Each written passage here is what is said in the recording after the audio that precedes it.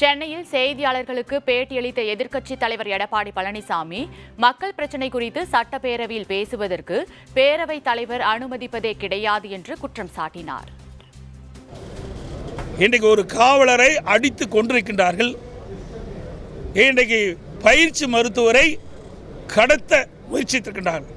இது அரசுடைய கவனத்தில் கொண்டு வருவதற்கு தான் நான் அனுமதி கேட்டேன். எங்களை திட்டமிட்டு இன்றைய தினம் வெளியேற்றிருக்கின்றார் மரியாதைக்குரிய சபாநாயகர்கள்.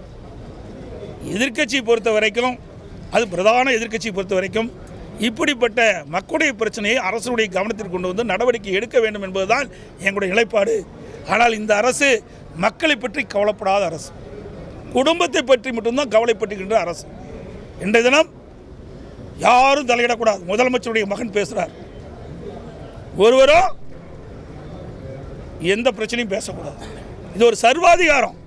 மக்களுக்காகத்தான் சட்டமன்றம், சட்டமன்றத்துக்காக மக்கள் அல்ல. அதை இந்த முதலமைச்சர் உணர வேண்டும், சட்டப்பேரவைத் தலைவர் உணர வேண்டும்.